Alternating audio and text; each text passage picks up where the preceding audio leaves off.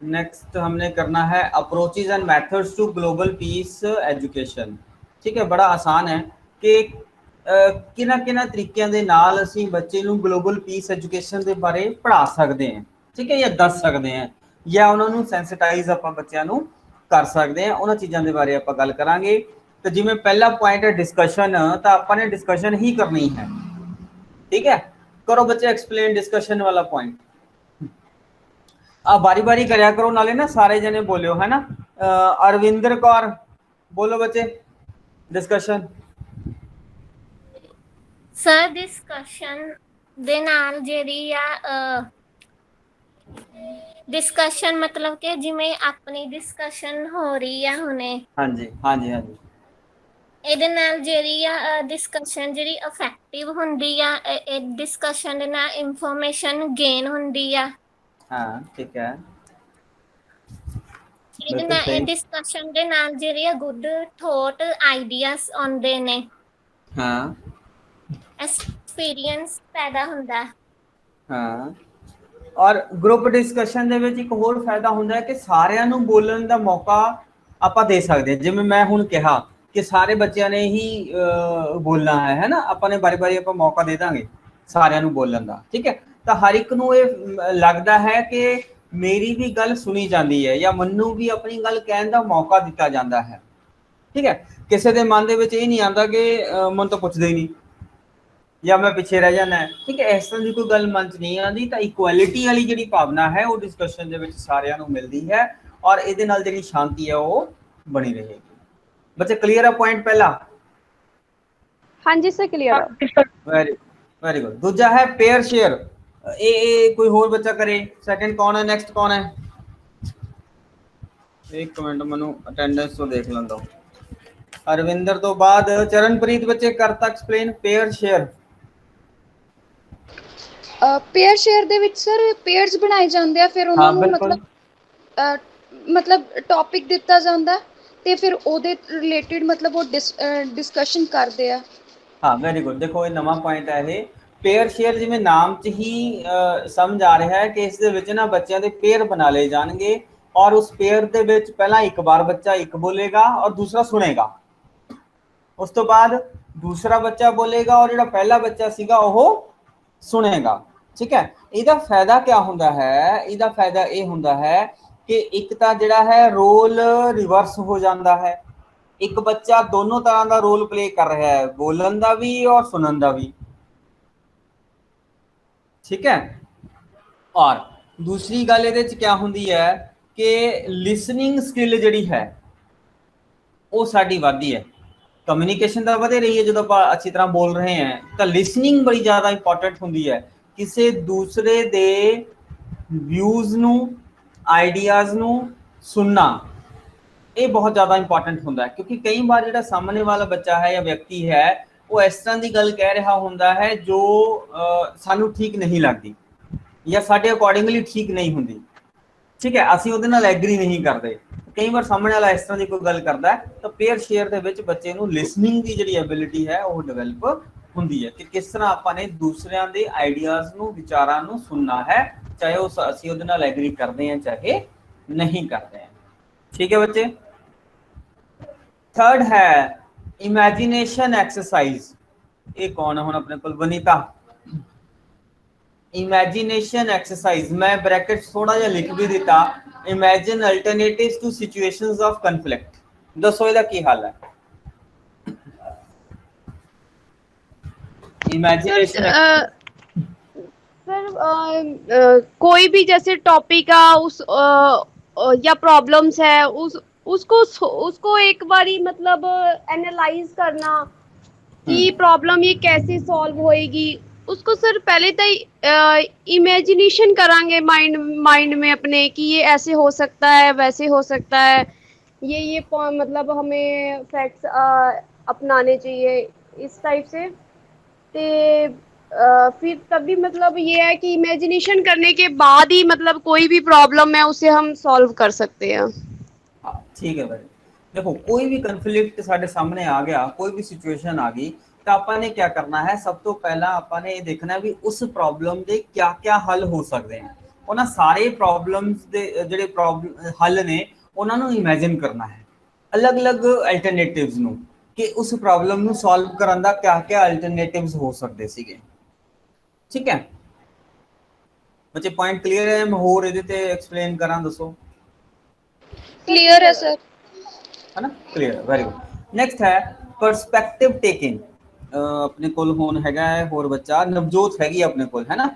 Perspective taking बच्चे नाम तो क्या समझ आ रहा है दसो, फिर मैं ਇਹਦੇ ऐड ऑन करूंगा कुछ। परस्पेक्टिव टेकिंग, परस्पेक्टिव ਹੁੰਦਾ ਹੈ बेसिकली ਕਿਸੇ ਦੂਸਰੇ ਦੇ ਨਜ਼ਰੀਏ ਤੋਂ ਦੇਖਣਾ।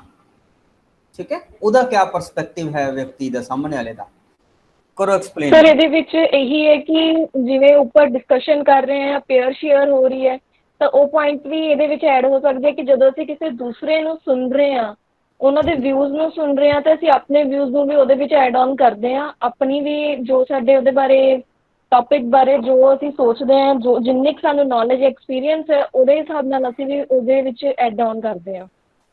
ਹਾਂ ਠੀਕ ਹੈ, ਪਰਸਪੈਕਟਿਵ ਦਾ ਮਤਲਬ ਹੁੰਦਾ ਹੈ ਕਿ एम्पैथेटिकली देखना कि ਜਿਹੜਾ ਸਾਹਮਣੇ ਵਾਲਾ ਵਿਅਕਤੀ ਹੈ ਉਹ ਉਸਨੂੰ क्या प्रॉब्लम आ रही है या ਉਹਦਾ क्या आइडियोलॉजी है। एक ਆਪਾਂ ਨੇ ਉਹ ਗੱਲ ਸੁਣੀ ਹੋਈ ਹੈ ਕਿ ਜੁੱਤਾ ਕਿੱਥੇ ਚੁਭਦਾ ਹੈ, ਇਹ ਤਾਂ ਉਸੇ ਨੂੰ ਪਤਾ ਜਿਹਨੇ ਜੁੱਤਾ ਪਾਇਆ ਹੋਇਆ, ਸਾਹਮਣੇ ਵਾਲੇ ਨੂੰ ਤਾਂ ਨਹੀਂ ਨਾ ਪਤਾ ਲੱਗਦਾ, ਹੈ ਨਾ।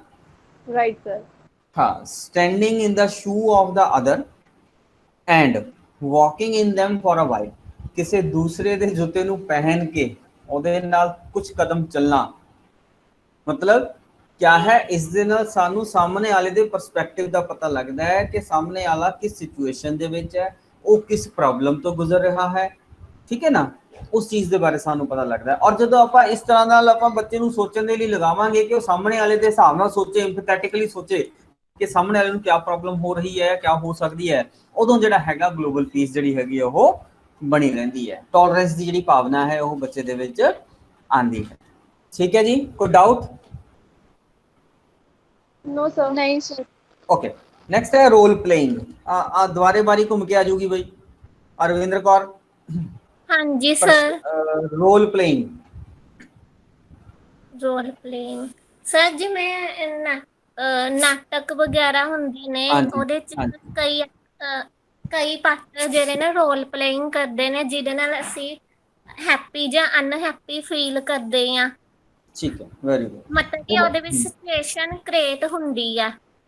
हाँ हाँ ਬੱਚੇ, ਕੋਈ ਹੋਰ ਬੱਚਾ ਵੀ ਬੋਲ ਸਕਦਾ, ਇਹ ਬਾਰੀ ਇਹਦੀ ਹੈ ਰੋਲ ਪਲੇਇੰਗ ਨੂੰ ਐਕਸਪਲੇਨ ਕਰਨ ਦੀ, ਲੇਕਿਨ ਅਗਰ ਤੁਹਾਨੂੰ ਲੱਗਦਾ ਹੈ ਕਿ ਇਹਦੇ ਵਿੱਚ ਕੁਝ ਹੋਰ ਐਡ ਕਰਨਾ ਚਾਹੀਦਾ ਤਾਂ any student can add in this. ठीक है तो जैसे हम डिस्कशन करवाते हैं तो उसमें हर एक बच्चा अपना मतलब अपने व्यू पॉइंट्स रख सकता है। किसी पर्टिकुलर सिचुएशन या प्रॉब्लम्स को लेकर अगर कोई डिस्कशन हो रही है तो जरूरी नहीं है कि हमने किसी एक को हमने क्या कहते हैं लीडरशिप दे दी है तो वही बोलेगा, नहीं, और भी बच्चे अपना अपना रोल प्ले कर सकते हैं, इसमें अपने व्यू पॉइंट्स रख सकते हैं ग्रुप में। हाँ, ਇੱਥੇ ਰੋਲ ਪਲੇਇੰਗ ਦਾ ਦੇਖੋ, ਜਦੋਂ ਆਪਾਂ ਨੇ ਡਿਸਕਸ਼ਨ ਕਰਨੀ ਹੈ ਨਾ, ਤਾਂ ਡਿਸਕਸ਼ਨ ਦਾ ਮਤਲਬ ਤਾਂ ਹੁੰਦਾ ਹੈ ਕਿ ਇੰਟੈਲੈਕਚੁਅਲੀ ਆਪਾਂ ਨੇ ਵਰਬਲੀ ਗੱਲ ਬੋਲਤੀ ਹੈ ਨਾ ਡਿਸਕਸ਼ਨ ਦੇ ਵਿੱਚ।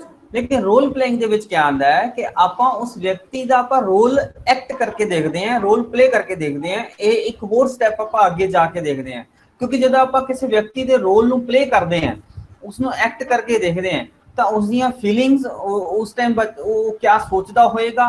ठीक है ना, तो वो सारा कुछ जो आप इंबाइब करते हैं अपने अंदर, तो सारा जो रोल है वो ज़्यादा अच्छी तरह आप उस सिचुएशन को होर बरीकी दे नाल आप उसनू एक्सप्लेन करया जा सकता है। क्लीयर है बच्चे? तो इस दे विच कॉग्निटिव भी आ गया रोल प्लेइंग दे विच, क्योंकि जो आप बोल रहे हैं सोच रहे हैं, कॉग्निटिव है। और अफेक्टिव भी है। अफेक्टिव क्या हुंदा है? वैल्यूज बिलीव्स, ठीक है, उन्हां दे नाल रिलेटेड हुंदा है अफेक्टिव।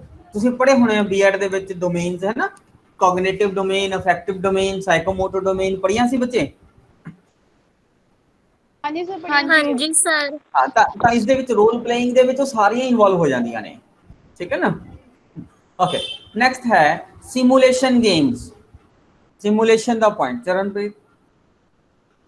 ਸਰ ਇਹਦੇ ਵਿੱਚ ਵੀ ਤਾਂ ਸੇਮ ਹੈ, ਆਪਾਂ ਆਰਟੀਫੀਸ਼ੀਅਲ ਸਿਚੁਏਸ਼ਨ ਕ੍ਰੀਏਟ ਕਰਦੇ ਹਾਂ। ਬਿਲਕੁਲ, ਤੇ ਉਹੀ ਫਿਰ ਉਹ ਮਤਲਬ ਇੱਕ ਤਰ੍ਹਾਂ ਦਾ ਉਹੀ ਆ ਗਿਆ ਵੀ ਆਰਟੀਫੀਸ਼ੀਅਲ ਸਿਚੁਏਸ਼ਨ ਕ੍ਰੀਏਟ ਕਰਕੇ ਫਿਰ ਰੋਲ ਪਲੇ ਕੀਤਾ ਜਾਂਦਾ ਹੈ, ਮਤਲਬ ਬਿਲਕੁਲ ਲਿੰਕਡ ਹੈ ਪੁਆਇੰਟ। ਠੀਕ ਹੈ, ਇਹ ਦੋਨੋਂ ਇੱਕ ਦੂਸਰੇ ਨਾਲ ਲਿੰਕ ਨੇ। ਸਿਮੂਲੇਸ਼ਨ ਦੇ ਵਿੱਚ ਇੱਕ ਮੈਨੂੰ ਬੜੀ ਵਧੀਆ ਐਗਜ਼ਾਮਪਲ ਯਾਦ ਆਉਂਦੀ ਹੁੰਦੀ ਜਦੋਂ ਮੈਂ ਸਿਮੂਲੇਸ਼ਨ ਦੀ ਗੱਲ ਕਰਦਾ ਹਾਂ ਕਿ ਜਦੋਂ ਆਪਾਂ ਕਿਸੇ ਬੱਚੇ ਨੂੰ ਕੋਈ ਸਾਈਕਲ ਚਲਾਉਣਾ ਸਿਖਾਉਂਦੇ ਹਾਂ ਤਾਂ ਆਪਾਂ ਉਹਨੂੰ ਕਹਿੰਦੇ ਆ ਨਾ ਸਾਈਕਲ ਤੇ ਬਿਠਾ ਕੇ ਉਹਨੂੰ ਕਹਿੰਦੇ ਆ ਲੈ ਵੀ ਚਲਾ ਇਹਨੂੰ, ਹੈ ਨਾ, ਪਕੜ ਕੇ ਪਿੱਛੋਂ ਦੀ ਉਹਨੂੰ ਚਲਾਉਣਾ ਸਿਖਾਉਂਦੇ ਆ, ਉਹਨੂੰ ਬੈਲੈਂਸ ਬਣਾਉਣਾ ਸਿਖਾਉਂਦੇ ਆ, ਇਸ ਤਰ੍ਹਾਂ ਹੀ ਹੁੰਦਾ। ਹਾਂਜੀ ਸਰ। ਜਦੋਂ ਆਪਾਂ ਕਿਸੇ ਨੂੰ, ਉਹ ਕਈ ਵਾਰ ਗਿਰਦਾ ਵੀ ਹੈ, ਜਦੋਂ ਆਪਾਂ ਕਿਸੇ ਨੂੰ ਸਕੂਟਰ ਸਿਖਾਉਣਾ ਹੈ ਉਹ ਉਸ ਤਰ੍ਹਾਂ ਹੀ ਕਰਦੇ ਆ, ਸਕੂਟਰ ਨੂੰ ਪਕੜਾ ਕੇ ਪਿੱਛੇ ਆਪ ਬੈਠ ਜਾਂਦੇ, ਹੈਂਡਲ ਪਕੜ ਕੇ ਉਹਨੂੰ ਕਹਿੰਦੇ ਆ, ਇਸੇ ਤਰ੍ਹਾਂ ਕਾਰ ਚਲਾਉਣਾ ਸਿਖਾਉਂਦੇ ਆ, ਹੈ ਨਾ। ਤਾਂ ਇਹ ਤਾਂ ਹੋ ਗਿਆ ਰੀਅਲ, ਆਪਾਂ ਨੇ ਰੋਲ ਪਲੇ ਕਰਕੇ ਉਹਨਾਂ ਨੂੰ ਦੱਸਿਆ ਹੈ, ਦਿਖਾਇਆ ਹੈ ਨਾ। ਸਿਮੂਲੇਸ਼ਨ ਗੇਮਸ ਦੇ ਵਿੱਚ ਕੀ ਹੁੰਦਾ ਹੈ, ਅਗਰ ਮੰਨ ਲਓ ਹੁਣ ਤੁਸੀਂ ਕਿਸੇ ਨੂੰ ਹਵਾਈ ਜਹਾਜ਼ ਚਲਾਉਣਾ ਸਿਖਾਉਣਾ ਹੈ ਤਾਂ क्या करोगे, ਉਹਨੂੰ ਹਵਾਈ ਜਹਾਜ਼ ਚ ਬਿਠਾ ਕੇ ਉਹਨੂੰ ਕਹੋਗੇ ਲੈ ਵੀ ਹੁਣ ਇਸ ਤਰ੍ਹਾਂ ਚਲਾ ਲੈ ਇਹਨੂੰ? ਨਹੀਂ ਸਰ, ਇੱਕ ਸਿਚੁਏਸ਼ਨ ਕ੍ਰੀਏਟ ਕੀਤੀ ਹਾਂ ਜਾਊਗੀ। ਨਹੀਂ ਕਰਦੇ ਨਾ, ਇੱਕ ਆਰਟੀਫੀਸ਼ੀਅਲ ਸਿਚੁਏਸ਼ਨ, ਇੱਕ ਆਰਟੀਫੀਸ਼ੀਅਲ ਇਸ ਤਰ੍ਹਾਂ ਦਾ ਸਿਮੂਲੇਸ਼ਨ ਤਿਆਰ ਕਰਿਆ ਜਾਂਦਾ ਹੈ, ਜਿਵੇਂ ਆਪਾਂ ਗੇਮਸ ਵੀ ਅੱਜ ਕੱਲ੍ਹ ਖੇਲਦੇ ਆ, ਹੈ ਨਾ, ਉਸ ਤਰ੍ਹਾਂ ਉਹਨਾਂ ਨੂੰ ਉਸ ਸਿਚੁਏਸ਼ਨ ਦੇ ਵਿੱਚ ਪਾ ਕੇ ਉਹਨਾਂ ਨੂੰ ਕਿਹਾ ਜਾਂਦਾ ਹੈ ਵੀ ਪ੍ਰੋਪਰ ਉਸ ਤਰ੍ਹਾਂ ਹੀ ਕਾਕਪਿਟ ਤਿਆਰ ਹੁੰਦਾ ਹੈ, ਪ੍ਰੋਪਰ ਹੁੰਦਾ ਹੈ, ਔਰ ਪ੍ਰੋਪਰ ਇਨਵਾਇਰਨਮੈਂਟ ਉਸ ਤਰ੍ਹਾਂ ਦਾ ਹੁੰਦਾ ਹੈ, ਔਰ ਉਹਨੂੰ ਫਿਰ ਉੱਥੇ ਪ੍ਰੈਕਟਿਸ ਕਰਾਈ ਜਾਂਦੀ ਹੈ। ਇਸੇ ਤਰ੍ਹਾਂ ਸਿਮੂਲੇਸ਼ਨ ਗੇਮਸ ਹੁੰਦੀਆਂ ਨੇ ਜਿਸ ਦੇ ਵਿੱਚ ਬੱਚਿਆਂ ਨੂੰ ਗਲੋਬਲ ਪੀਸ ਦੇ ਨਾਲ ਰਿਲੇਟਡ ਗੇਮਸ ਖਿਲਾਈਆਂ ਜਾਂਦੀਆਂ ਨੇ, ਉਹਨਾਂ ਨੂੰ ਦੱਸਿਆ ਜਾਂਦਾ ਹੈ। ਫॉर एग्जांपल ਸ਼ੇਅਰਿੰਗ ਦਾ ਅਰਥ ਰਿਸੋਰਸਿਸ, ਇੱਕ ਇਹ ਛੋਟਾ ਜਿਹਾ ਐਗਜ਼ਾਮਪਲ ਹੈ ਕਿ ਜਿਹੜੇ ਅਰਥ ਦੇ ਰਿਸੋਰਸਿਸ ਉਹਨਾਂ ਨੂੰ ਕਿਸ ਤਰ੍ਹਾਂ ਬਰਾਬਰ ਸ਼ੇਅਰ ਕਰਨਾ ਹੈ, ਇਸ ਤਰ੍ਹਾਂ ਦੀਆਂ ਸਿਮੂਲੇਸ਼ਨ ਜਿਹੜੀਆਂ ਗੇਮਸ ਆ ਉਹ ਆਪਾਂ ਬੱਚਿਆਂ ਨੂੰ ਖਿਲਾ ਸਕਦੇ ਹਾਂ, ਠੀਕ ਹੈ, ਆर्टिफिशियल एनवायरनमेंट ਜਾਂ ਮਾਹੌਲ ਕ੍ਰੀਏਟ ਕਰਕੇ। नेक्स्ट है problem solving. Vanita, problem solving sir किसी भी प्रॉब्लम को मतलब कैसे हमने सॉल्व करना, अगर हमारी जैसे कोई भी अपनी प्रॉब्लम क्रिएट हो रही है तो उसको हमने कैसे सॉल्व करना है, तो उसके लिए सर अलग अलग मतलब जो थॉट्स है वो माइंड में मतलब आते हैं कि हम इस टाइप से कर सकते हैं, बस हाँ यही है। बिल्कुल ठीक है, very good very good. Problem solve करनी दसनी है बच्चे ਨੂੰ ਕਿ ਕਿਸ ਤਰ੍ਹਾਂ ਜਿਹੜਾ ਬੱਚਾ ਹੈ ਉਹ ਅਲੱਗ-ਅਲੱਗ ਤਰੀਕੇ ਦੇ ਨਾਲ ਪ੍ਰੋਬਲਮ ਨੂੰ ਸੋਲਵ ਕਰ ਸਕਦਾ ਹੈ, ठीक है, वेरी गुड। नेक्स्ट है रीडिंग और राइटिंग अ कोटेशन। एक दी बारी है नवजोत ਸਰ ਇਹਦੇ ਵਿੱਚ ਇਹ ਹੈ ਕਿ ਬੱਚਿਆਂ ਨੂੰ ਅਸੀਂ ਕੋਈ ਕੰਪੀਟੀਸ਼ਨ ਕਰਵਾ ਰਹੇ ਹਾਂ ਜਾਂ ਕੋਈ ਕੈਂਪ ਲੱਗ ਰਿਹਾ ਉਹਦੇ ਵਿੱਚ ਬੱਚਿਆਂ ਨੂੰ ਅਸੀਂ ਓਪਨਲੀ ਕਹਿੰਦੇ ਹਾਂ ਕਿ ਤੁਸੀਂ ਗਲੋਬਲ ਪੀਸ ਦੇ ਉੱਪਰ ਕੋਈ ਟੌਪਿਕ ਜਾਂ ਤਾਂ ਰਾਈਟ ਕਰਨਾ ਹੈ ਜਾਂ ਉਹਦੀਆਂ ਕੋਟੇਸ਼ਨਸ ਵਗੈਰਾ ਲਿਖਣੀਆਂ ਨੇ ਔਰ ਉਹਦੇ ਉੱਤੇ 2-4 ਲਾਈਨ ਦੀਆਂ ਰੀਡ ਬੋਲਣੀਆਂ ਨੇ। हाँ ठीक है, ਇਹਦੇ ਨਾਲ क्या होएगा ਜਦੋਂ ਬੱਚਾ ਰੀਡਿੰਗ ਕਰੇਗਾ ਕੋਟੇਸ਼ਨਸ ਦੀ ਜਾਂ ਉਹਨਾਂ ਕੋਟੇਸ਼ਨਸ ਨੂੰ ਲਿਖਣ ਦੀ ਕੋਸ਼ਿਸ਼ ਕਰੇਗਾ ਤਾਂ ਪੀਸ ਰਿਲੇਟਡ ਆਬਵੀਅਸਲੀ ਹੈ ਨਾ। ਤਾਂ ਕਿਸੇ ਕਲਾਸ ਨੂੰ ਜਿਵੇਂ ਅਗਰ ਆਪਾਂ ਕਲਾਸਰੂਮ ਦੇ ਵਿੱਚ ਗਏ ਆ ਤਾਂ ਬੋਰਡ ਦੇ ਉੱਪਰ ਤੁਸੀਂ ਵੀ ਲਿਖਦੇ ਹੋ ਨਾ ਕੋਈ ਅੱਛੀ ਜੀ ਕੋਟੇਸ਼ਨ ਲਿਖਦੇ ਹੋ, ਹੈ ਨਾ, ਤਾਂ ਆਪਾਂ ਉੱਥੇ ਲਿਖੀ ਜਾ ਸਕਦੀ ਹੈ ਬੋਰਡ ਦੇ ਉੱਪਰ, ਹੈ ਨਾ। ਤਾਂ ਉਹ ਕੀ ਕਰਦਾ ਹੈ, ਉਹ ਬੱਚੇ ਨੂੰ ਸੋਚਣ ਦੇ ਲਈ ਔਰ ਐਪਰੀਸ਼ੀਏਟ ਕਰਨ ਦੇ ਲਈ ਕਹਿੰਦਾ ਹੈ ਕਿ ਜੋ ਉਸ ਕੋਟੇਸ਼ਨ ਦੇ ਵਿੱਚ ਲਿਖਿਆ ਹੈ। ਅਗਰ ਆਪਾਂ ਉਹਨੂੰ ਕੋਟੇਸ਼ਨਸ ਨੂੰ ਬਾਰ-ਬਾਰ ਪੜਾਂਗੇ ਤਾਂ ਅਸੀਂ ਉਹਨਾਂ ਤੇ ਸੋਚਾਂਗੇ ਔਰ ਜਦੋਂ ਸੋਚਾਂਗੇ ਤਾਂ ਫਿਰ ਗਲੋਬਲ ਪੀਸ ਜਿਹੜੀ ਹੈਗੀ ਆ ਉਹ ਆਪਾਂ ਲਿਆ ਸਕਦੇ ਹਾਂ ਔਰ ਬੱਚਿਆਂ ਦੇ ਮਨ ਦੇ ਵਿੱਚ ਗਲੋਬਲ ਪੀਸ ਦੇ ਬਾਰੇ ਦੱਸ ਸਕਦੇ ਹਾਂ। ਨੈਕਸਟ ਹੈ ਵੈਬ ਚਾਰਟਿੰਗ। ਵੈਬ ਚਾਰਟਿੰਗ ਇਹ ਮੈਂ ਸਮਝਾ ਲੈਣਾ ਬੱਚੇ, ਨਵਾਂ ਪੁਆਇੰਟ ਹੈ। ਵੈਬ ਚਾਰਟਿੰਗ ਦਾ ਮਤਲਬ ਇਹ ਹੁੰਦਾ ਹੈ ਕਿ ਟੀਚਰ ਜਿਹੜਾ ਹੈ ਉਹ ਆ ਕੇ ਕਲਾਸਰੂਮ ਦੇ ਵਿੱਚ ਲਿਖ ਦਿੰਦਾ ਹੈ ਉੱਪਰ ਵਾਰ, ਇੱਕ ਪਾਸੇ ਵਾਰ ਲਿਖਦਾ, ਇੱਕ ਪਾਸੇ ਪੀਸ ਲਿਖਦਾ। ਫਿਰ ਉਹਦੇ ਬਾਅਦ ਕੀ ਹੁੰਦਾ ਹੈ ਕਿ ਜਿਹੜੇ ਬੱਚੇ ਹੈ ਉਹ ਆਪਣੇ ਆਪ ਨੂੰ ਉਸ ਦੇ ਨਾਲ ਐਸੋਸੀਏਟ ਕਰਦੇ हैं कि ਜਿਹੜੇ ਕਹਿੰਦੇ ਆ ਕਿ ਹਾਂ ਵਾਰ ਠੀਕ ਹੈ, ਜਿਹੜੇ ਕਹਿੰਦੇ ਆ ਮੈਂ ਪੀਸ ਨਾਲ ਰਿਲੇਟਡ ਹੈ, ਠੀਕ ਹੈ, ਆਪਣੇ ਆਪਣੀ ਐਸੋਸੀਏਸ਼ਨਸ ਦੱਸਦੇ ਨੇ, ਆਪਣੇ ਆਪਣਾ ਜਿਹੜਾ ਥਿੰਕਿੰਗ ਪ੍ਰੋਸੈਸ ਉਹ ਦੱਸਦੇ ਨੇ ਵੀ ਮੈਂ ਅਗਰ ਵਾਰ ਚਾਹੁੰਦਾ ਹੈ ਜਾਂ ਵਾਰ ਠੀਕ ਹੈ ਤਾਂ ਕਿਉਂ ਠੀਕ ਹੈ, ਅਗਰ ਪੀਸ ਜਿਹੜੀ ਹੈ ਸ਼ਾਂਤੀ ਹੋਣੀ ਚਾਹੀਦੀ ਹੈ ਤਾਂ ਕਿਉਂ ਜ਼ਰੂਰੀ ਹੈ ਸ਼ਾਂਤੀ, ਠੀਕ ਹੈ। ਇਹਦੇ ਨਾਲ ਜਿਹੜੇ ਬੱਚੇ ਆਪਣੇ ਆਪ ਨੂੰ ਐਸੋਸੀਏਟ ਕਰਦੇ ਨੇ। ਇਹਦੇ ਨਾਲ ਹੁੰਦਾ ਕੀ ਹੈ, ਇਹਦੇ ਨਾਲ ਸਾਨੂੰ ਬੱਚਿਆਂ ਦਾ ਜਿਹੜਾ ਮਾਈਂਡ ਹੈ, ਥਿੰਕਿੰਗ ਪ੍ਰੋਸੈਸ ਹੈ, ਉਹਨਾਂ ਦੇ ਦਿਮਾਗ ਦੇ ਵਿੱਚ ਕੀ ਚੱਲ ਰਿਹਾ ਹੈ, ਪੋਜ਼ਿਟਿਵ ਥਿੰਕਿੰਗ ਚੱਲ ਰਹੀ ਹੈ, ਨੈਗੇਟਿਵ ਥਿੰਕਿੰਗ ਚੱਲ ਰਹੀ ਹੈ, ਉਹਨਾਂ ਸਾਰੀਆਂ ਚੀਜ਼ਾਂ ਦੇ ਬਾਰੇ ਸਾਨੂੰ ਪਤਾ ਲੱਗਦਾ ਹੈ। ਨੈਕਸਟ ਹੈ use of film and photographs. Okay, ਕਿਹਦੀ ਵਾਰੀ ਹੈ ਬੱਚੇ? ਅਰਵਿੰਦਰ। ਸਰ ਇਹਦੇ ਫਿਲਮ ਤੇ ਫੋਟੋਗ੍ਰਾਫਸ ਜੇ ਉਦੋਂ ਆਪਾਂ ਬੱਚਿਆਂ ਨੂੰ ਦਿਖਾਉਂਦੇ ਆ ਤਾਂ ਇਹਦੇ ਨਾਲ ਕੀ ਆ, ਬੱਚਿਆਂ ਦੇ ਮਾਈਂਡ ਦੇ ਵਿੱਚ ਉਹ ਇਮੇਜ ਬੈਠ ਜਾਂਦੀ ਆ ਕਿ ਮਤਲਬ ਕਿ ਉਹਨਾਂ ਨੂੰ ਬੱਚਿਆਂ ਦੇ ਅੰਦਰ ਮੈਸੇਜ ਕਨਵੇ ਹੁੰਦਾ ਕਿ ਇਹ ਕਿਸ ਤਰ੍ਹਾਂ ਦੀ ਫਿਲਮ, ਕਿਸ ਤਰ੍ਹਾਂ ਦੀ ਫੋਟੋਗ੍ਰਾਫ ਆ, ਕਿ ਬੱਚਿਆਂ ਦਾ ਹਾਂ ਥਿੰਕਿੰਗ ਡਿਵੈਲਪ ਹੁੰਦੀ ਆ। Very good. ਜਦੋਂ ਆਪਾਂ ਨੇ ਬੱਚਿਆਂ ਨੂੰ ਕੋਈ ਫਿਲਮ ਦਿਖਾਈ ਹੈ, ਕੋਈ ਨਾਟਕ ਦਿਖਾਇਆ, ਕੋਈ ਫੋਟੋਗ੍ਰਾਫਸ ਦਿਖਾਈਆਂ ਨੇ, ਤਾਂ ਉਸ ਤੋਂ ਬਾਅਦ ਆਪਾਂ ਬੱਚਿਆਂ ਦੇ ਨਾਲ ਬੈਠ ਕੇ ਡਿਸਕਸ਼ਨ ਵੀ ਕਰੀ ਜਾ ਸਕਦੀ ਹੈ ਉਸ ਤੋਂ ਬਾਅਦ, ਠੀਕ ਹੈ, ਕਿ ਆ ਫਿਲਮ 'ਚ ਸਾਨੂੰ ਕਿਆ ਮੈਸੇਜ ਮਿਲਿਆ ਹੈ। ਔਰ ਜਦੋਂ ਆਪਾਂ ਮੈਸੇਜ ਦੇ ਬਾਰੇ ਗੱਲ ਕਰਾਂਗੇ ਕਿ ਹਮੇਸ਼ਾ ਜਿਹੜੀ ਹੈ ਉਹ ਸੱਚਾਈ ਦੀ ਜਿੱਤ ਹੁੰਦੀ ਹੈ, ਹਮੇਸ਼ਾ ਅੱਛਾਈ ਦੀ ਜਿੱਤ ਹੁੰਦੀ ਹੈ, ਠੀਕ ਹੈ ਨਾ। ਇਸ ਤਰ੍ਹਾਂ ਜਿਹੜੀਆਂ ਗੱਲਾਂ ਜਦੋਂ ਆਪਾਂ ਬੱਚੇ ਨੂੰ ਪੋਜ਼ਿਟਿਵ ਗੱਲਾਂ ਬੱਚੇ ਨੂੰ ਸਮਝਾਵਾਂਗੇ ਉਹਨਾਂ ਫਿਲਮਾਂ ਦੇ ਵਿੱਚੋਂ ਦੀ, ਫੋਟੋਗ੍ਰਾਫਸ ਦੇ ਵਿੱਚੋਂ ਦੀ, ਤਾਂ ਫਿਰ ਜਿਹੜਾ ਬੱਚਾ ਹੈ ਉਹਦੇ ਵਿੱਚ ਆਪਾਂ ਗਲੋਬਲ ਪੀਸ ਜਿਹੜੀ ਹੈ ਉਹ ਸ਼ਾਂਤੀ ਜਿਹੜੀ ਹੈ ਉਹ ਲਿਆ ਸਕਦੇ ਹਾਂ, ਠੀਕ ਹੈ। ਨੈਕਸਟ ਹੈ telling stories including personal stories। Charanpreet ਬੱਚੇ ਇਹਦੇ ਵਿੱਚ ਸਰ ਉਹੀ ਹੈ ਕਿ ਸਟੋਰੀਜ਼ ਮਤਲਬ ਬੱਚਿਆਂ ਨੂੰ ਜਿਵੇਂ 2 ਲਾਈਨਸ ਦੇ ਦੇਣੀਆਂ ਤੇ ਬੱਚਿਆਂ ਨੂੰ ਕਹਿਣਾ ਕਿ ਕੰਪਲੀਟ ਕਰੋ ਅੱਗੇ, ਜਾਂ ਉਹ ਪਰਸਨਲ ਸਟੋਰੀਜ਼ ਮਤਲਬ ਜੋ ਵੀ ਉਹਨਾਂ ਨੇ ਐਕਸਪੀਰੀਅੰਸ ਕੀਤਾ ਉਹ ਸ਼ੇਅਰ ਕਰਨ, ਰਿਸੋਰਸ ਜਿਵੇਂ ਰਿਸੋਰਸਿਸ ਵਗੈਰਾ ਦੇ ਆਪਾਂ ਇਹਦੇ ਵਿੱਚ ਗੱਲ ਕਰ ਸਕਦੇ ਹਾਂ। ਹਾਂ, ਜਦੋਂ ਟੀਚਰ ਜਿਹੜਾ ਹੈਗਾ ਜਾਂ ਕੋਈ ਬੱਚਾ ਜਿਹੜਾ ਹੈ ਉਹ ਕੋਈ ਸਟੋਰੀ ਸ਼ੇਅਰ ਕਰਦਾ ਹੈ ਜਾਂ ਆਪਣੇ ਪਰਸਨਲ ਐਕਸਪੀਰੀਅੰਸਿਸ ਤੋਂ ਬੱਚੇ ਨੂੰ ਦੱਸਦਾ ਹੈ, ਜਦੋਂ ਟੀਚਰ ਕਹਿੰਦਾ ਨਾ ਕਿ ਇਹ ਮੇਰਾ ਪਰਸਨਲ ਐਕਸਪੀਰੀਅੰਸ ਹੈ ਨਾ, ਉਦੋਂ ਬੱਚੇ ਫਿਰ ਉਸ ਗੱਲ ਨੂੰ ਬੜੇ ਧਿਆਨ ਨਾਲ ਸੁਣਦੇ ਨੇ। ਤਾਂ ਸਟੋਰੀਜ਼ ਦੇ ਦੁਆਰਾ, ਪਰਸਨਲ ਐਕਸਪੀਰੀਅੰਸਿਸ ਦੇ ਦੁਆਰਾ ਜਿਹੜਾ ਟੀਚਰ ਜਦੋਂ ਪੜ੍ਹਾਉਂਦਾ ਹੈ ਤਾਂ ਉਹ ਜ਼ਿਆਦਾ ਵਧੀਆ ਆਪਾਂ ਜਿਹੜਾ ਕੰਸੈਪਟ ਹੈ, ਪੁਆਇੰਟ ਹੈ, ਉਹ ਬੱਚਿਆਂ ਨੂੰ ਦੱਸਿਆ ਜਾ ਸਕਦਾ ਹੈ। Next song and poem analysis. Song and poem analysis Vanita. Sir song and poem जब भी कोई मतलब उसे एनालाइज करता है तो उसमें हमें कई मैसेज मिल जाते हैं। जैसे अपने क्या कहते हैं ग्लोबल पीस से रिलेटेड अगर कोई मैसेज है या वैसे सोसाइटी से रिलेटेड कोई मैसेज है तो हम उसे ना इजीली बच्चे के माइंड में क्या कहते हैं पोयम थ्रू या सॉन्ग थ्रू इजीली उन्हें मैसेज कन्वे हो जाएगा। हाँ वेरी गुड। आप बच्चों ਨੂੰ ਕਹਿ ਸਕਦੇ ਹਾਂ ਕਿ ਜਿਹੜਾ ਤੁਸੀਂ ਆਪਣਾ ਮਨਪਸੰਦ ਦਾ ਜਿਹੜਾ ਕੋਈ ਸੌਂਗ ਹੈ ਜਾਂ ਕੋਈ ਪੋਇਮ ਹੈ ਜਾਂ ਉਹਨਾਂ ਦੇ ਵਿੱਚ ਕੋਈ ਇੱਕ ਪਾਰਟਿਕੂਲਰ ਕੋਈ 2 ਲਾਈਨਾਂ ਨੇ, ਤੁਸੀਂ ਉਹਨਾਂ ਲਾਈਨਾਂ ਨੂੰ ਐਕਸਪਲੇਨ ਕਰੋ, ਠੀਕ ਹੈ। ਜਦੋਂ ਬੱਚਾ ਉਹਨਾਂ ਦੀ ਲਾਈਨਾਂ ਦੀ ਇੰਪੋਰਟੈਂਸ ਨੂੰ ਐਕਸਪਲੇਨ ਕਰਦਾ ਹੈ ਤਾਂ ਇਸ ਤਰੀਕੇ ਦੇ ਨਾਲ ਆਪਾਂ ਬੱਚਿਆਂ ਦੇ ਵਿੱਚ ਜਿਹੜਾ ਹੈਗਾ ਉਹ ਗਲੋਬਲ ਪੀਸ ਨੂੰ ਆਪਾਂ ਡਿਵੈਲਪ ਕਰ ਸਕਦੇ ਹਾਂ। Next sentence completion. Sentence completion ਦੇ ਵਿੱਚ ਇਹ ਹੁੰਦਾ ਹੈ ਕਿ ਬੱਚੇ ਨੂੰ ਅਧੂਰਾ ਕਨਸੈਪਟ ਦਿਆ ਜਾਂਦਾ ਹੈ, ਸੈਂਟੈਂਸ ਦਿਆ ਜਾਂਦਾ ਹੈ और बच्चे ਨੂੰ ਕਿਹਾ ਜਾਂਦਾ ਤੁਸੀਂ ਇਸ ਸੈਂਟੈਂਸ ਨੂੰ ਕੰਪਲੀਟ ਕਰਨਾ ਹੈ, ਠੀਕ ਹੈ ओके सर।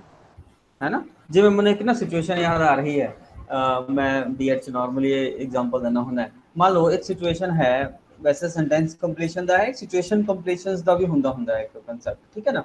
ਉਹਦੇ ਵਿੱਚ ਕੀ ਹੁੰਦਾ ਹੈ, ਇੱਕ ਕੁआं ਹੈ, ਕੁएं ਦੇ ਨਾਲ ਇੱਕ ਲੜਕੀ ਖੜੀ ਹੈ, ਉਹ ਪਾਣੀ ਭਰ ਰਹੀ ਹੈ, ठीक है, वो बाल्टी खिंच रही है, ਉਹਦੇ कुएं चो नाल ही एक लड़का खड़ा है, पीछे साइड पे कोई व्यक्ति खड़ा है। तो क्या इमेजिन हो सकता है, क्या कर सकते हो दसो ये क्या कंप्लीशन है, क्या हो सकता है अगला स्टेप। क्वेश्चन समझ आया बच्चे मेरा? सर रिपीट करियो। एक कुआं है, वेल है ना, ਉਹਦੇ ਵਿੱਚੋਂ ਦੀ ਇੱਕ ਲੜਕੀ ਜਿਹੜੀ ਹੈ ਉਹ ਪਾਣੀ ਦੀ ਬਾਲਟੀ ਖਿੱਚ ਰਹੀ ਹੈ, ठीक है, बाहर खिंच रही है और नाल ही एक लड़का और खड़ा है। क्या हो सकती है सिचुएशन? सर उस लड़की के साथ में सर वो बाल्टी को खींचने में उसकी मदद कर सकता है वहाँ पे वो। हाँ, एक तो सिचुएशन ये है कि वो हेल्प कर सकता है, दूसरा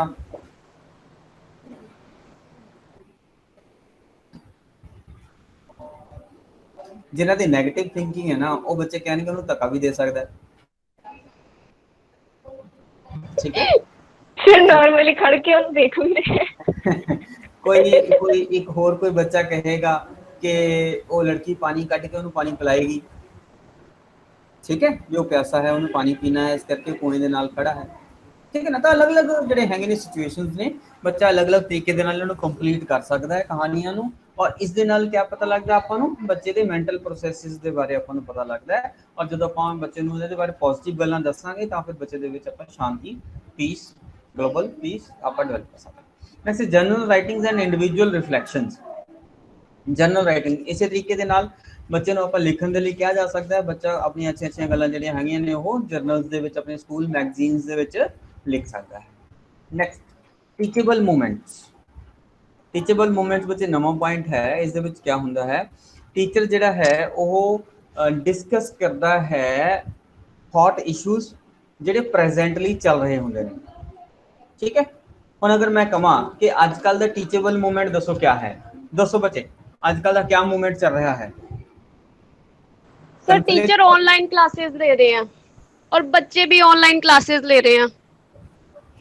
हाँ तो फिर सर इसमें बच्चे की भी समस्या है और इसमें टीचर की भी समस्या है। टेक्निकल प्रॉब्लम होने के कारण क्या कहते हैं लेक्चर प्रॉपर नहीं लग पाते हैं। ठीक है, बिल्कुल सही है, सही है। एक और कन्फ्लिक्ट है जिसमें, इसमें तो कोई कन्फ्लिक्ट नहीं है ना, ठीक है, टेक्निकल प्रॉब्लम है, लेकिन कन्फ्लिक्ट कहाँ आ रहा है आजकल बताओ समाज में?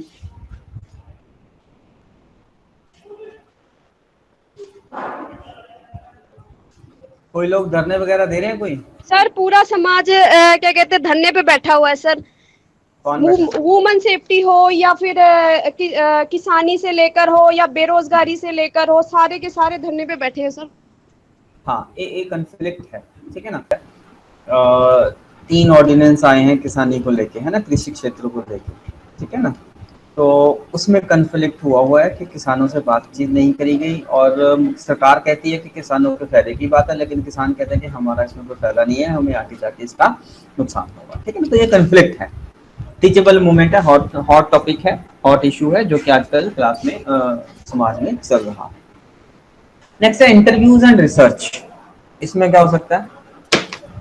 इंटरव्यूज एंड रिसर्च, हम इंटरव्यूज करके अलग अलग तरह की जो है इंफॉर्मेशन थर्ड रिसोर्स से कलेक्ट करी जा सकती है, रिसर्च कर सकते हैं। वर्कर्स जो हैं जो पीस के साथ रिलेटेड है, मदर टेरेसा है ना, ये जो है इनकी जीवनियाँ पढ़ के या इन पर रिसर्च करके हम लोग ग्लोबल पीस को हम डेवलप कर सकते हैं। एक्सपर्ट रिसोर्सेज, एक्सपर्ट रिसोर्सेज का क्या मतलब है भाई?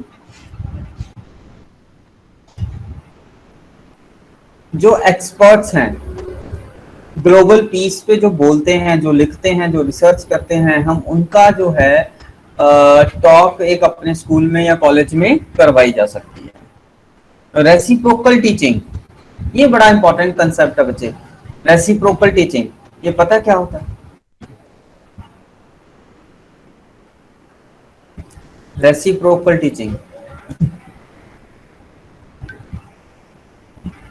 सर 1 मिनट उसको क्लियर कर दीजिए सर, एक्सपर्ट रिसोर्सेज को। एक्सपर्ट रिसोर्सेज बचे हैं कि जो समाज में हमारे पास एक्सपर्ट बंदे हैं, ठीक है, जो ग्लोबल पीस पे बोल सकते हैं, जो ग्लोबल पीस पे काम करते हैं, ठीक है, तो उनकी हम टॉक करवाई जा सकती है अपने स्कूल या कॉलेज में जहाँ पे भी हम लोग हैं, ठीक है ना, ताकि वो आके बच्चों को अपने व्यूज, अपने एक्सपीरियंसेस शेयर कर सकें। ठीक है, क्लियर है? हाँ जी, हाँ जी सर क्लियर। नेक्स्ट है रेसिप्रोकल टीचिंग। रेसिप्रोकल उल्टा हो गया, रेसिप्रोकल मींस उल्टा, ठीक है। इसका क्या मतलब है? नॉर्मली क्या होता है, क्लास में टीचर पढ़ाता है, बच्चे सुनते हैं। रेसिप्रोकल में हमने क्या करना है, बच्चे पढ़ाएंगे, बच्चे को टॉपिक दे दिया। जब देखो ये नॉर्मल है, देखो बच्चे ये ना नॉर्मल है कि ਜਦੋਂ ਤਾਂ ਅਸੀਂ ਆਪ ਪੜਨਾ ਹੈ ਤਾਂ ਆਪਾਂ ਅਗਰ 100% ਨਹੀਂ ਪੜਦੇ, ਅਗਰ ਆਪਾਂ 50-60% ਵੀ ਪੜਾਂਗੇ ਤਾਂ ਕੰਮ ਚੱਲ ਜਾਂਦਾ, ਪੇਪਰ 'ਚ ਲਿਖਣ ਜੋਗਾ ਹੋ ਜਾਂਦਾ ਬੱਚਾ। ਇਸ ਤਰ੍ਹਾਂ ਹੀ ਹੁੰਦਾ, ਦੱਸੋ ਇਸ ਤਰ੍ਹਾਂ ਹੀ ਕਰਦੇ ਹੋ ਤੁਸੀਂ ਸਾਰੇ? सर जब टीचर पढ़ाता है ना तो बच्चे सिर्फ सुन के उसको कुछ पॉइंट नोट डाउन करते हैं, बाकी सब भूल जाते हैं। जब बच्चों पे आ जाती है ना तो सर वो प्रिपेयर करके टॉपिक को फिर आगे मतलब टीचिंग के लिए सामने आते हैं, तो इससे उनकी लर्निंग बेटर हो जाती है। जब टीचर पढ़ाते तब नहीं इतनी होती, जब वो खुद तैयार करते हैं लेक्चर को तब उनकी जो लर्निंग है वो अच्छी हो जाती है सर। सही है, ठीक है।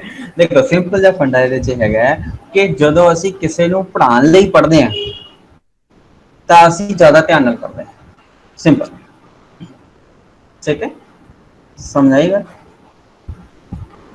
ਹੁਣ ਅਗਰ ਮੈਂ ਸਿਰਫ ਪੇਪਰ 'ਚ ਲਿਖਣ ਲਈ ਪੜ੍ਹਨਾ ਹੈ ਤਾਂ ਮੈਂ ਉਹੀ ਗੱਲ ਸਮਝਾਉਣ ਲੱਗਿਆ ਸੀ ਕਿ 100% 'ਚੋਂ ਅਗਰ ਮੈਂ 60% ਵੀ ਪੜ੍ਹਿਆ ਤਾਂ ਮੈਂ ਪੇਪਰ 'ਚ ਲਿਖ ਸਕਦਾ ਹਾਂ, ਠੀਕ ਹੈ। ਲੇਕਿਨ ਅਗਰ ਮੈਂ ਉਹੀ ਪੁਆਇੰਟ ਕਿਸੇ ਹੋਰ ਨੂੰ ਸਮਝਾਉਣਾ ਹੈ ਤਾਂ ਉਹ ਸਮਝਾਉਣ ਤੋਂ ਪਹਿਲਾਂ ਮੈਨੂੰ ਉਹ ਕਨਸੈਪਟ, ਟੌਪਿਕ, ਆਈਡੀਆ ਜਿਹੜਾ ਹੈ ਉਹ ਅਗਰ ਜਦ ਤੱਕ ਮੈਨੂੰ 100% ਸਮਝ ਨਹੀਂ ਆਏਗਾ ਉਦੋਂ ਤੱਕ ਮੈਂ ਕਿਸੇ ਹੋਰ ਨੂੰ ਉਹ ਕਨਸੈਪਟ ਨਹੀਂ ਸਮਝਾ ਸਕਦਾ। ਤਾਂ ਇਸ ਕਰਕੇ ਜਦੋਂ ਆਪਾਂ ਰੈਸਿਪਰੋਕਲ ਟੀਚਿੰਗ ਕਰਦੇ ਹਾਂ ਔਰ ਬੱਚਾ ਕਲਾਸਰੂਮ ਦੇ ਵਿੱਚ ਆ ਕੇ ਜਦੋਂ ਪੜ੍ਹਾਉਂਦਾ ਹੈ ਕਿਸੇ ਆਈਡੀਆ ਨੂੰ, ਕਨਸੈਪਟ ਨੂੰ, ਤਾਂ ਉਹ ਬੱਚਾ ਜ਼ਿਆਦਾ ਬਰੀਕੀ ਦੇ ਨਾਲ ਉਸ ਆਈਡੀਆ ਜਾਂ ਕਨਸੈਪਟ ਨੂੰ ਪੜ੍ਹ ਕੇ ਆਉਂਦਾ ਹੈ ਔਰ ਉਸ ਦੀ ਅੰਡਰਸਟੈਂਡਿੰਗ ਉਸ ਕਨਸੈਪਟ ਦੇ ਬਾਰੇ ਜ਼ਿਆਦਾ ਵਧੀਆ ਹੁੰਦੀ ਹੈ। ठीक है बच्चे? हाँ जी सर, क्लियर हो। हाँ, ट्विनिंग प्रोजेक्ट्स, ट्विन देखो, ट्विनिंग नाम तो ही क्लियर हो रहा है कि क्या करना है ट्विनिंग प्रोजेक्ट्स ਦੇ ਵਿੱਚ। ट्विनिंग प्रोजेक्ट्स हैं, दो प्रोजेक्ट्स ਨੂੰ ਇਕੱਠਾ ਕਰ ਲਿਆ। ਇਸ ਦਾ ਮਤਲਬ ਇਹ ਹੈ ਕਿ दो व्यक्ति या दो बच्चे ਜਿਹੜੇ ਅਲੱਗ-ਅਲੱਗ ਜਿਓਗ੍ਰਾਫੀਕਲ ਏਰੀਆਜ਼ ਦੇ ਵਿੱਚ ਬੈਠੇ ਹਨ, ਉਹ ਆਪਸ ਦੇ ਵਿੱਚ ਜੁੜ ਸਕਦੇ ਹਨ through internet, through social media, through email, ਜਿਵੇਂ ਮਰਜ਼ੀ ਕਰਕੇ ਆਪਸ ਦੇ ਵਿੱਚ ਗੱਲਬਾਤ ਕਰਨ। ਤਾਂ ਲੇਕਿਨ ਉਹ ਜਿਹੜੇ ਹੈ ਉਹ ਪੀਸ ਦੇ ਨਾਲ ਰਿਲੇਟਡ ਟੌਪਿਕਸ ਦੇ ਨਾਲ ਆਪਸ ਦੇ ਵਿੱਚ ਗੱਲਬਾਤ ਕਰ ਸਕਦੇ ਨੇ। ट्विनिंग प्रोजेक्ट्स का मीनिंग क्लियर हुआ बच्चे? सर रिपीट कर दीजिए। ट्विनिंग प्रोजेक्ट का मतलब है ट्विन का मतलब हो गया डबल, दो। तो कोई भी दो इंसान जो अलग-अलग जियोग्राफिकल एरिया ਦੇ ਵਿੱਚ ਬੈਠੇ ਨੇ, ਉਹ ਆਪਸ ਦੇ ਵਿੱਚ ਕਨੈਕਟ ਹੋ ਕੇ, ਕਨੈਕਟ ਕਿਸੇ ਵੀ ਤਰੀਕੇ ਨਾਲ ਹੋ ਸਕਦੇ ਨੇ, ਚਾਹੇ ਸੋਸ਼ਲ ਮੀਡੀਆ, ਚਾਹੇ ਈਮੇਲ ਹੈ, ਇੰਟਰਨੈਟ ਹੈ, ਕਿਸੇ ਵੀ ਤਰ੍ਹਾਂ ਨਾਲ ਕਨੈਕਟ ਹੋ ਕੇ ਉਹ ਪੀਸ ਦੇ ਨਾਲ ਰਿਲੇਟਡ ਟੌਪਿਕਸ ਤੇ ਆਪਣੇ ਜਿਹੜੇ ਵਿਊਜ਼ ਹੈ ਉਹ ਸ਼ੇਅਰ ਕਰ ਸਕਦੇ ਨੇ। ठीक है, that is ट्विनिंग प्रोजेक्ट्स। ठीक है सर। ठीक है, ओके। नेक्स्ट है डायलॉग्स। डायलॉग्स ये क्या होता है?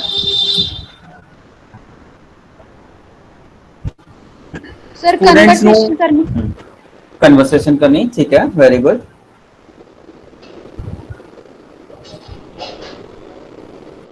देखो, दो गल्लां हुंदियां ने, डिबेट हुंदी है एक डायलॉग्स हुंदे ने।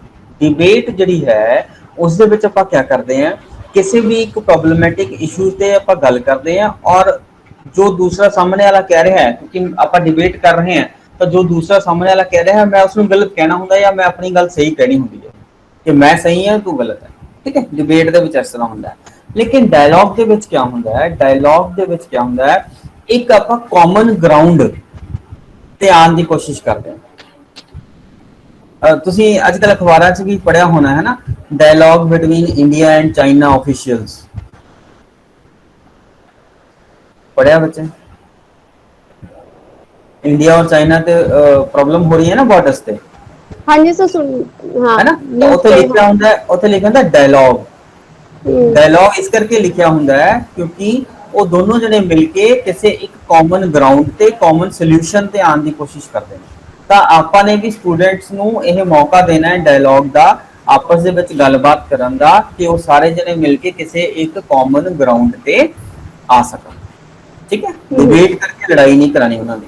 ठीक है, नेक्स्ट है एक्सपोजर ट्रिप्स।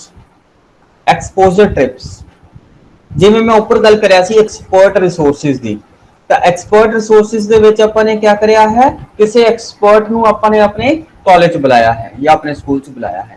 तो एक्सपोजर ट्रिप दे विच उल्टा होएगा, इस दे विच क्या होएगा कि आपां बच्चियां नूं ट्रिप्स ते लेके जा सकदे हैं। ठीक है, जिथे जो कोई घटना हुई है, जिथे किसी नाल कोई इनजस्टिस होया है, जिथे अशांति है, अगर आप उत्थे बच्चों नूं ले जावांगे तो उत्थे बच्चे देख के उन्हां दी प्रॉब्लम नूं सुन के तो ज्यादा एम्पैथेटिकली बिहेव कर सकते हैं बच्चे। ठीक है, मान लो जिहड़ा अपना ये परमाणु बम गिरे सीगे अमेरिका ने, किहदे ते गिरे सी? जापान ते, हिरोशिमा जापान ते, हाँ नागासाकी, हिरोशिमा नागासाकी। ठीक है, तो अगर आप बच्चों ਨੂੰ ਉੱਥੇ ਲੈ ਜਾਾਂਗੇ ਤਾਂ ਬੱਚੇ ਉਹਨਾਂ ਲੋਕਾਂ ਨਾਲ ਮਿਲ ਕੇ ਗੱਲਬਾਤ ਜ਼ਿਆਦਾ ਵਧੀਆ ਤਰੀਕੇ ਨਾਲ, ਜ਼ਿਆਦਾ ਐਮਪੈਥੈਟਿਕਲੀ ਸੋਚ ਸਕਦੇ ਨੇ, ਗੱਲਬਾਤ ਦੇਖ ਸਕਦੇ ਨੇ ਕਿ ਉਹਨਾਂ ਨੂੰ ਕਿਸ ਕਿਸ ਪਰੇਸ਼ਾਨੀਆਂ ਤੋਂ गुजरना ਪਿਆ है। ठीक है, तो अपने अमृतसर में भी हुआ था ऐसा ही हादसा, एक हुआ था ट्रेन के नीचे कई लोग दशहरे वाले दिन। हाँ, ट्रेन के नीचे कट गए थे लोग, है ना, तो हम वहां पे जाके उनको बच्चों को कराया जा सकता है। सर हम लोग गए थे वहाँ पे। अच्छा, वेरी गुड। उसके दूसरे दिन। अच्छा, यूज ऑफ, बस ये लास्ट स्लाइड है, ज्यादा नहीं कराऊंगा मैं, लास्ट स्लाइड है।